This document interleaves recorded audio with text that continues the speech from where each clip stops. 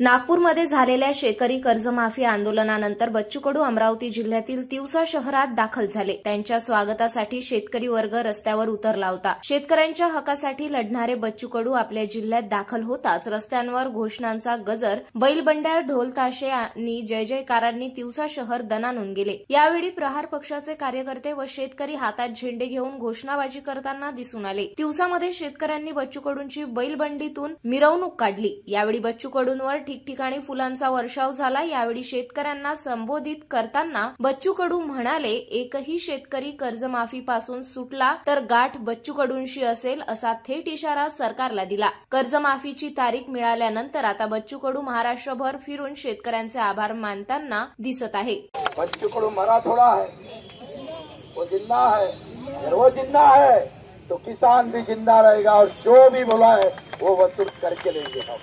पहिली गोष्ट काय, आता जर कर्जमाफी केली असती तर या वर्षातला कर्जबाजारी बसला असता का? कारण या वर्षी जो कर्जबाजारी झाला, कर्ज घेतलं तो थकीत कधी होते? 31 मार्च 2026 बरोबर आहे। मग तुम्ही बसले असते का? त्या टोले मग आता बोलणारे सांगा पागलले। आता आतापर्यंत कर्जमाफी झाली ती थकीत कर्जदाराची झाली का रनिंग कर्जदाराची झाली? थकीत कर्जदाराची झाली, बरोबर का नाही?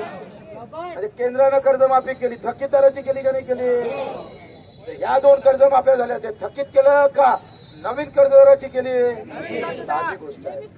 गेले येंडाचं बेन माहित नाही पडल्याशिवाय राहत। पहिले काय म्हणत आपण, काय म्हणायचं, मोजरीला आंदोलन केलं तर आम्हाला तारीख द्या। तारखेसाठी आंदोलन होतं का नाही? योग्य वेळ कधी योग्य वेळ? जे अजितदादांनी आम्ही आश्वासन दिलं नाही त्यांना आम्ही बोलतोय केलंय, चालतंय केलं। आणि मी सांगतोय 31 जून 2026 या दिवशीच्या आत काय म्हटलंय मुख्यमंत्र्यानं? 30 जून 2026च्या आत कर्जमाफी झाल्याशिवाय राहणार नाही। आता तुम्हाला वाटते का आताच पैसे आले पाहिजे? तुमचं कसं आहे, बटन दाबली का लाईट लागला पाहिजे, बटन दाबली का फॅन लागला पाहिजे, बटन दाबली का स्वयंपाक तयार झाला पाहिजे, बायको रेडीच असली पाहिजे। ते बाबू लक्षात घ्या, आंदोलन आहे शेतकरी। आपण आपल्या आंदोलनात होते किती? पहिल्या दिवशी 1 लाख रुपये, दुसऱ्या दिवशी किती? 50,000, तिसऱ्या दिवशी किती राहिले? 10-20,000, मग राहिले 5,000।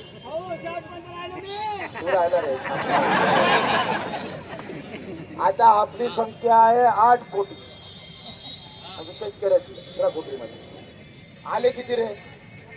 लोक घरी बसूनच न्यूज बघून राहिले, जमते वाटते। अरे जातीच्या आंदोलनात लोक तयार होते का नाही होत? कशी गर्दी होते? तळाम गर्दी होते। धर्माच्या आंदोलनात गर्दी होते का नाही होत? शेतकऱ्याच्या आंदोलनात होते का?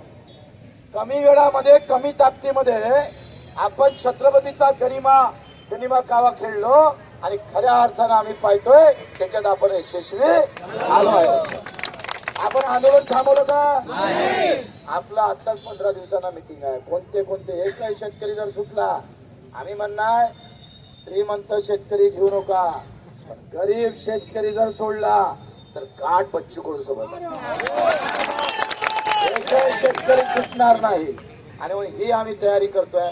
आता घरी बसून कॉमेंट करणारे काही पैसे घेऊन करतात, काही साले पिलांटू असतात पक्षाचे, त्याच्यामुळे त्यांना ते काही पोटात सोमतवारीच्या मायावीने हा कसं काय, याचं कसं करत आता त्याला मिरची लागली आहे काही लोक, त्याला शेतकरी म्हणून काही बोलायचं नसते। मी पार्टीचा आहे, माझ्या पार्टीचं काही अस्तित्व राहील का नाही राहील असं डोक्यात। आम्ही पार्टी म्हणून ह्या आपण पाहिजे आंदोलन केलं, हे श्रेय सगळ्यांचं आहे, सगळ्या पार्टीतल्या शेतकऱ्यांचा आहे, सगळ्या जातीतल्या शेतकऱ्यांचा आहे, सगळ्या धर्मातल्या शेतकऱ्यांचा आहे। आणि म्हणून अशीच साथ तुमची आमच्यासोबत राहू द्या अशी विनंती करतो।